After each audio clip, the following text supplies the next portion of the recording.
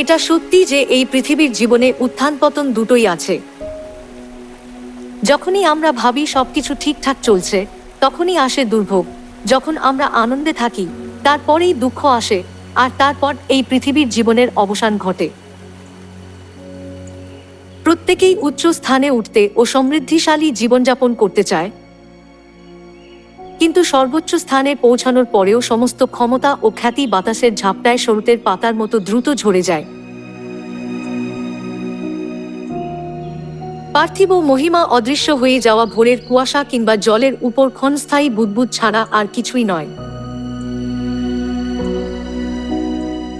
কেবলমাত্র স্বর্গরাজ্যে আমরা যা অর্জন করব সেটা চিরকালের জন্য আমাদের থাকবে। ঈশ্বর বলেন, ঊর্ধ্বস্থ বিষয় ভাবো, পৃথিবীস্থ বিষয় ভাবিও না। তিনি আরও বলেন, হে পরিশ্রান্ত ও ভারাক্রান্ত লোক সকল, আমার নিকটে আইসো, আমার কাছে শিক্ষা করো, তোমরা আপন আপন প্রাণের জন্য বিশ্রাম পাইবে। ঈশ্বর আপনাদের যা দেন সেগুলি চিরস্থায়ী। তিনি আপনাদের যে জীবন দিয়েছেন সেটা অনন্ত, এবং তাঁর স্বর্গীয় রাজ্যে আপনাদের রাজকীয় যাজকত্ব দেওয়ার যে প্রতিজ্ঞা তিনি করেছেন সেটাও অনন্ত।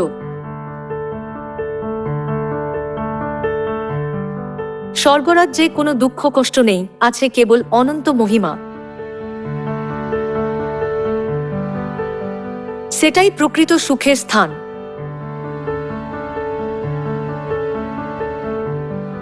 যেহেতু আমরা এই জগতের সবকিছুর ঊর্ধ্বে এক মহিমা লাভ করেছি, তাই আমরা কতই না ধন্য। আসুন আমরা আশা ও আনন্দের সাথে পরস্পরকে উৎসাহিত করি এবং বলি, সাহস রাখুন, আমরা স্বর্গে যাওয়ার পথে রয়েছি। বাইবেলে যেমন বলা হয়েছে, মর্ত্যমাত্র তৃণের তুল্য ও তাহার সমস্ত কান্তি তৃণপুষ্পের তুল্য। জীবন অল্প সময়ের জন্য ফুটে ওঠে, কেবলমাত্র শুকিয়ে যাওয়ার এবং সৌন্দর্য হারানোর জন্য। তৃণ শুষ্ক হইয়া যায়, পুষ্প ম্লান হইয়া পড়ে, কিন্তু আমাদের ঈশ্বরের বাক্য চিরকাল থাকিবে।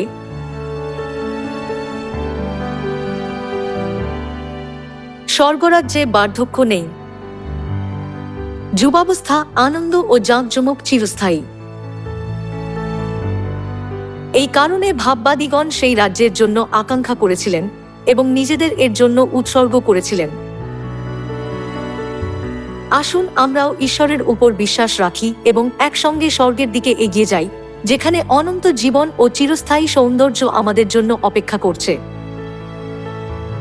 যখন সলোমন 1000 হোমবলি উৎসর্গ করেছিলেন এবং ঈশ্বরের কাছে তার প্রজাদের শাসন করার জন্য জ্ঞান চেয়েছিলেন, তখন ঈশ্বর সন্তুষ্ট হয়েছিলেন এবং তাকে প্রচুর ধন সম্পদ দিয়ে আশীর্বাদ করেছিলেন। সলোমনের মতো আভিজাত্য আর কেউ কখনো উপভোগ করেনি। তিনি বলেছিলেন যে তার চোখ যা কিছু চেয়েছিল তিনি সেগুলি অস্বীকার করেননি এবং নিজেকে কোনো আনন্দ থেকে বঞ্চিত রাখেননি। তবুও সেই সলোমনই স্বীকার করেছেন যে সকলই অসার। পরিশেষে তিনি আমাদের ঈশ্বরকে ভয় করতে এবং তাঁর আজ্ঞা পালন করতে উৎসাহিত করেছেন।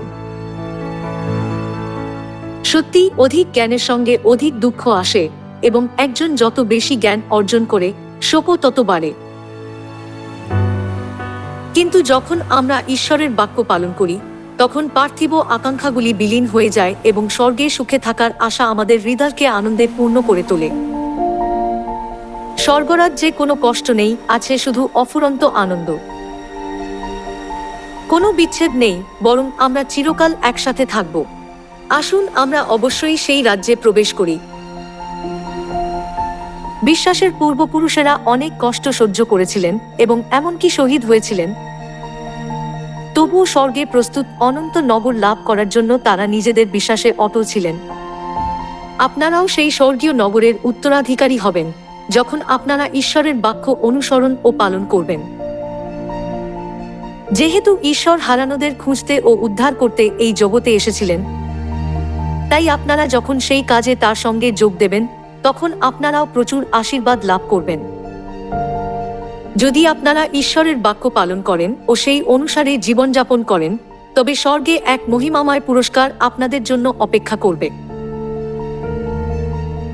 সেই আশীর্বাদ কেউ কখনো কেড়ে নিতে পারবে না। এই সত্যকে আমাদের কখনোই হালকাভাবে নেওয়া উচিত নয়। ঈশ্বর বলেন, যে ব্যক্তি আমার আজ্ঞা সকল প্রাপ্ত হইয়া সে সকল পালন করে, সেই আমাকে প্রেম করে।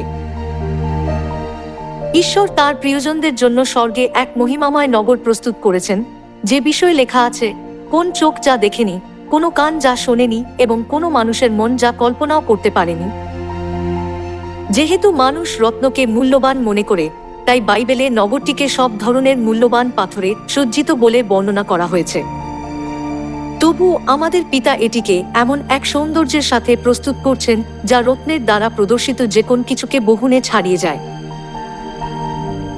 প্রিয় স্বর্গীয় পরিবারের সদস্যরা, যারা ঈশ্বরের আজ্ঞা পালন করে এবং প্রচুর ফল উৎপন্ন করে, তাদের জন্য এই স্বর্গীয় আবাস এখন প্রস্তুত করা হচ্ছে। আমরা কতই না ধন্য হব যদি আমরা এই সমস্যা জর্জরিত পৃথিবীতে ভয়ে জীবনযাপন করা লোকেদের শিয়নে পরিচালিত করি, যাতে তারা প্রকৃত সান্ত্বনা খুঁজে পায়। আসুন আমরা অনন্ত আশীর্বাদের দাতা ঈশ্বরকে আন্তরিক ধন্যবাদ জানাই এবং অনেক আত্মাকে তাঁর সান্নিধ্যে নিয়ে আসি, যাতে স্বর্গরাজ্যে আমাদের নাম চিরকাল তারার মতো উজ্জ্বলভাবে চমকাতে থাকে।